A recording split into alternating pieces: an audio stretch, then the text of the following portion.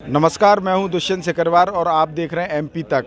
दिमनी विधानसभा पूरे प्रदेश में ही नहीं देश में भी हॉट सीट बनी हुई है, क्योंकि केंद्रीय कृषि मंत्री नरेंद्र सिंह तोमर वहां से चुनाव में थे और 17 तारीख को वोटिंग हो चुकी है। उस वोटिंग के बाद कांग्रेस प्रत्याशी और वर्तमान विधायक रविंद्र सिंह तोमर आज पहली बार पत्रकारों से रूबरू हुए और उन्होंने लंबी शिकायतें प्रशासन और बीजेपी के लोगों की मिलीभगत की। वो अभी हमारे साथ हैं, उनसे ही जानते हैं कि आखिर अभी तक वो कहाँ रहे और ये जो प्रेस वार्ता या शिकायत करने की बात है वो इतना लेट क्यों, क्योंकि 17 से आज 22 तारीख हो गई। रविंद्र सिंह जी, क्या कारण रहे कि क्षेत्र में देखिए, मैं इलेक्शन के बाद तुरंत जब ये धांधली मैंने देखी तो मैं तुरंत दिल्ली गया। मैंने विवेक तनखा जी से बात करी और वरुण चोपड़ा वकील हैं, आदरणीय कमलनाथ जी से बात हुई। उन्होंने शशांक शेखर जी से बात करने के लिए सजेस्ट किया।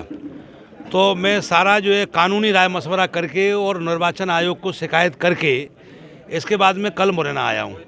और मैंने कल आने से पहले आपको सूचना दी कि मैं मुरैना आ रहा हूँ, कल मुझे प्रेस कॉन्फ्रेंस करनी है।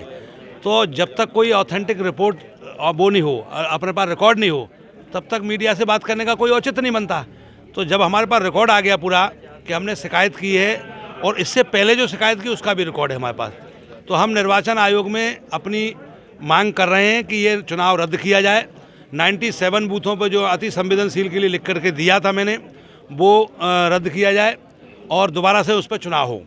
और इसके बाद हमने प्रशासनिक अधिकारियों में गड़बड़ी होगी उसकी भी लिखित में शिकायत दी, वो भी दारू बटेगी पैसा बटेगा इसकी भी लिखित में रिपोर्ट दी, शिकायत दी मैंने। अपराधी घूम रहे हैं खुलेआम उसकी भी मैंने शिकायत की। मैंने क्या शिकायत नहीं की इस पर क्वेश्चन पूछो। मैंने एक एक चीज़ की बड़ी बारीकी से राज्य निर्वाचन आयोग को, मुख्य निर्वाचन आयोग को, पर्यवेक्षक को, कलेक्टर को सारी शिकायतें की, उसका हमारे पास रिकॉर्ड है। हम उस आधार पे दोबारा से शिकायत की है मैंने चुनाव आयोग में।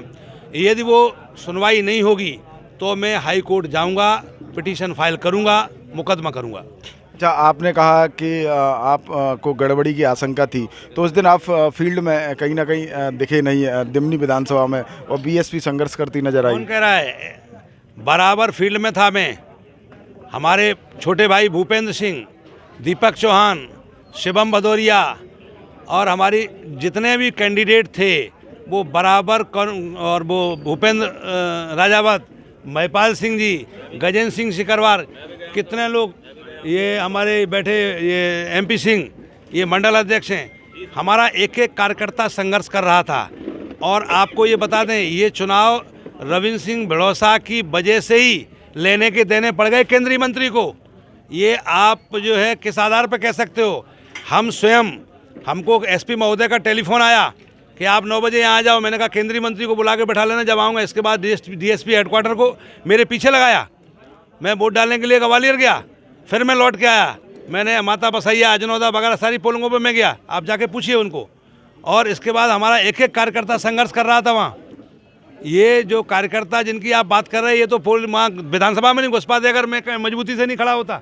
लगातार हिंसा देखने को मिली और बीजेपी पे आरोप भी लग रहे थे, तो उस समय आप कहाँ थे? मैं उस समय क्षेत्र में ही था, माता बसैया क्षेत्र में ही था मैं। लगातार हिंसा हो रही थी, सारी रिपोर्ट थी, एक एक चीज़ की जानकारी थी। और जो कई पत्रकार आए थे दिल्ली से, इधर उधर से बैठे थे, वो लगातार मेरे संपर्क में थे। आप लोगों ने मुझे एक टेलीफोन भी नहीं लगाया कि आपके पास कहाँ समस्या है, क्या दिक्कत आ रही। पोलिंग बूथों पे आपके हमने जहाँ जैसे मिर्गान में, कटेलापुरा में, वहाँ पर आपके एजेंट भी हमने देखने चाहे, लेकिन वो नदारद मिले नहीं मिले। राहुल, जरा बताना इनको, मिर्गान पे एजेंट था ये राहुल हमारा। क्या बात कर रहे हैं आप? बात करिए ना उससे। आप ये बताओ कि यहाँ 20-100 गुंडे इकट्ठे होकर के बदतमीजी कर रहे हैं, तो एक आदमी क्या कर लेगा उसमें? आपको ये बात भी सोचनी चाहिए। मीडिया के तक तो कैमरे तोड़ने का प्रयास किया। अजीत अंजुम जी स्वयं कह रहे हैं कि मेरा, अगर मैं बचता नहीं तो मेरा कैमरा तोड़ देते। अच्छा, एक लगातार आप पे आरोप भी लग रहे हैं कि आपने कहीं ना कहीं नरेंद्र तोमर जो बीजेपी प्रत्याशी है, केंद्रीय मंत्री, उनको समर्थन दिया है और आपने स्वयं भी कहीं ना कहीं इन अफवाहों को दबाने के लिए आपने अपना स्वयं का वीडियो वायरल किया, मंच से भी कहा कि मैं खड़ा हूँ। नहीं, कौन कह रहा है ये? आपको क्या लग रहा है? आप मंदिर पर चल के सौगंध खाओगे? आप मैं आपसे ही पूछ रहा हूँ, मैं आपसे ये पूछ रहा हूँ, ये आप ये जवाब दो ना। ये अफवाह आपको है। क्या लग आप रहा है? आपने फिर स्वयं आपको क्या नहीं, जरूरत आपको पड़ी? क्या लग रहा है? आपको नहीं, जरूरत अफवाह क्या को- पड़ी नहीं, कि आपने स्वयं नहीं, वीडियो मैं वायरल पूछ- करके कहा कि ये- मैं खड़ा हूँ, मैं आपसे बैठा नहीं हूँ? आपसे ये पूछ रहा हूँ कि आपको क्या सोचना है? अगर ये अफवाह कोई गलत फैलाएगा तो उसका खंडन नहीं करोगे?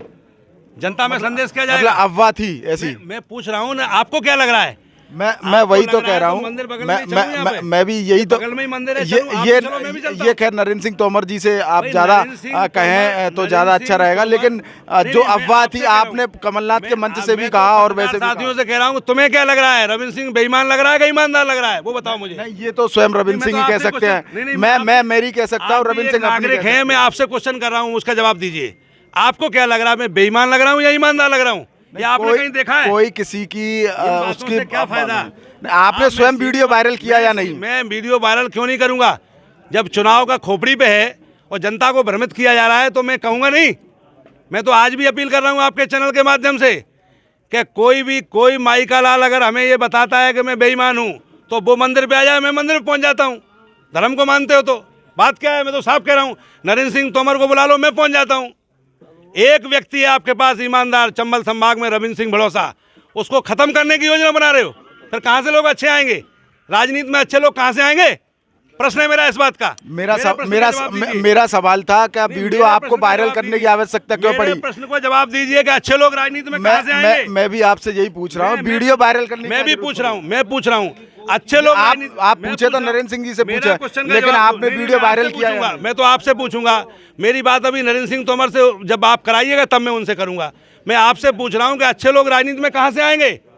जब ऐसे जो गलत लोग हैं, जो भ्रष्टाचारी लोग हैं, उनको आप बचाओगे, अच्छे लोगों के साथ क्वेश्चन करोगे तो कहां से आएंगे अच्छे लोग?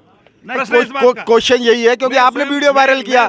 और रही बात अभी भी मैं कह रहा हूँ, वीडियो का तो अभी भी कह रहा हूँ, जनता से अपील कर रहा हूँ कि इन फर्जी लोगों के, इन बेईमान लोगों के, इन भ्रष्टाचारी लोगों की बातों में मत आना।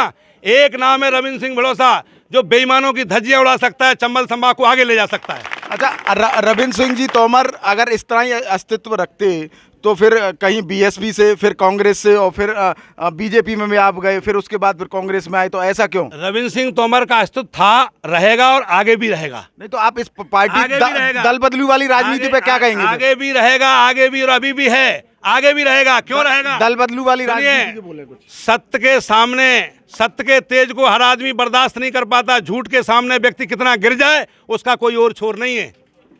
तो ये थे रविंद्र सिंह तोमर, कांग्रेस प्रत्याशी। उनका कहना है कि वो बिकाऊ नहीं टिकाऊ है। हालांकि ये तो आने वाला वक्त ही बताएगा कि जनता का समर्थन किसके साथ गया है। दुष्यंत सिकरवार, MP तक, मुरैना।